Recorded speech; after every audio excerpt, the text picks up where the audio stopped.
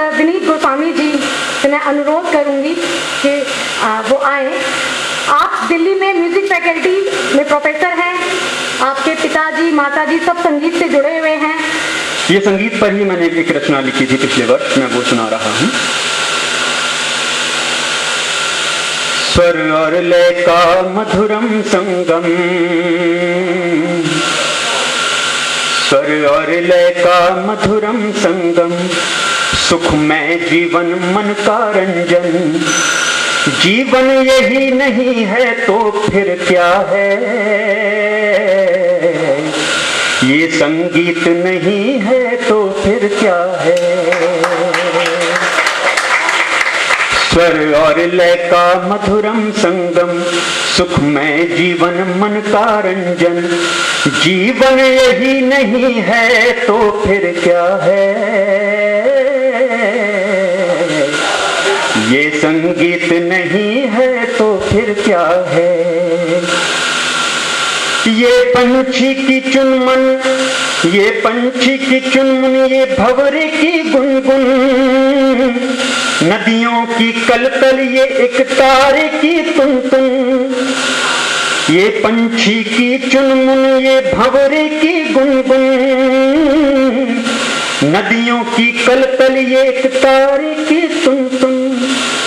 कोयल की पंचम और पायलिया की रुंझुन, सब कुछ गीत नहीं है तो फिर क्या है,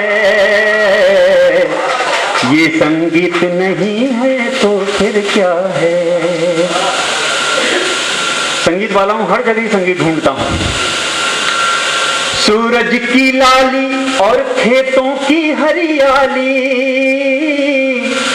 सूरज की लाली और खेतों की हरियाली, फूलों की क्यारी झुकती पेड़ों की डाली, धरती और अंबर के मध्य नीली जाली, इन सब से प्रीत नहीं है तो फिर क्या है, ये संगीत नहीं है तो फिर क्या है, ये संगीत नहीं है तो फिर क्या है। बारिश की बूंदों का यूं तड़ तड़ के बरसना, बारिश की बूंदों का यूं तड़ तड़ के बरसना, बादल से बिजली का यूं कड़ कड़ के कड़कना, झोंकों से खिड़की का यूं खड़ खड़ के खड़कना, सब लय की जीत नहीं है तो फिर क्या है, ये संगीत नहीं है तो फिर क्या है, ये संगीत नहीं है तो फिर क्या है। जीवन चक्र में अवस्थाओं को इस रचना में मैंने जोड़ा है कि बचपन की शैतानी और इठलाती ये जवानी, बचपन की शैतानी और इठलाती ये जवानी, ज्यों चंचल रागों में होती तानों की रवानी, बचपन की शैतानी और इठलाती ये जवानी, ज्यों चंचल रागों में होती तानों की रवानी, प्रौढ़ बुढ़ापा रखता दोनों पर निगरानी, ये जग की रीत नहीं है तो फिर क्या है, ये संगीत नहीं है तो फिर क्या है,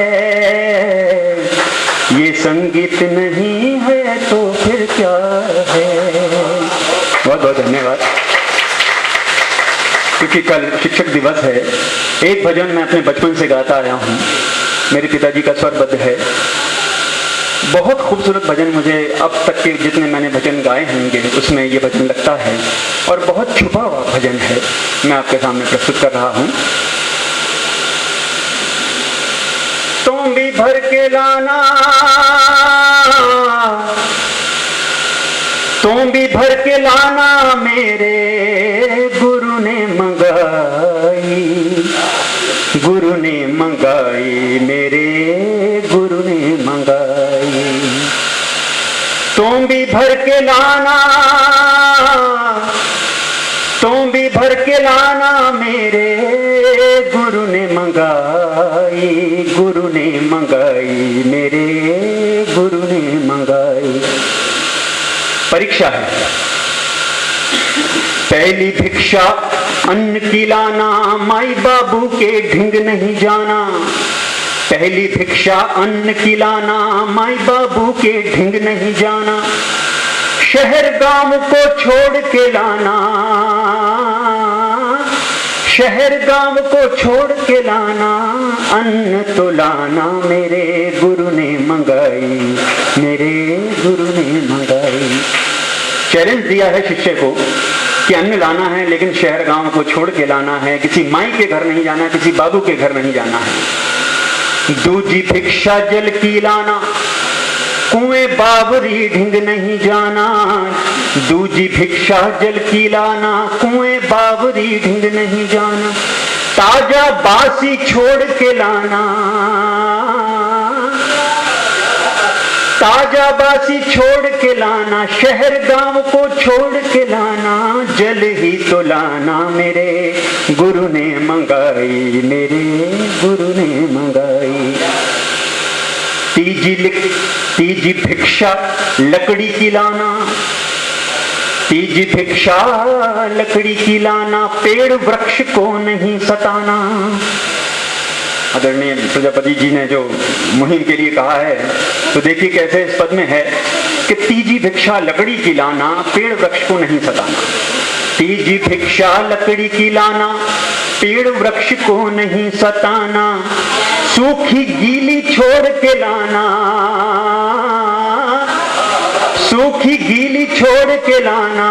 शहर गांव को छोड़ के लाना, लकड़ी तो लाना, मेरे गुरु ने मंगाई, मेरे गुरु ने मंगाई। चौथी भिक्षा भी है कि चौथी भिक्षा मांस की लाना, जीव जंत को नहीं सताना। चौथी भिक्षा मांस की लाना, जीव जंत को नहीं सताना।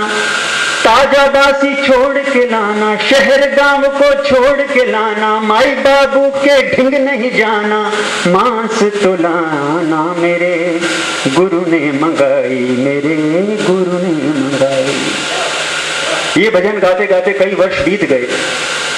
गाते थे लेकिन अर्थ पता नहीं था। देखिए साहित्य और संगीत का क्या संगम है। एक मंच पर गा रहा था और पद यही चल रहा था और दूसरा इसका बंध चल रहा था कि जल ही तो लाना, मेरे गुरु ने मंगाई। और तभी बरसात होती है और कुछ बूंदें ऊपर से गिरती हैं और इसका अर्थ पूरा समझा जाती हैं। वो बूंदें गिरती हैं और आंखों में गिरती हैं। मुझे उस दिन बुखार भी था और वो एक दो आंसू मेरे निकल गए। तो समझ में आया कि ये जल वो है जो ना ताजा है, ना बासी है, ना माई के घर जाना है, ना बाबू के घर जाना है, ना शहर जाना है, ना ढिंग जाना है। फिर मुझे कबीरदास का वो पद याद आया कि हाड़ जड़े लोहो लापड़ा, केस जड़े जस घासा, चारों कोने आग लगा दी, कोई माया पासा। तो ये हाड़ जो है वो लकड़ी के समान है।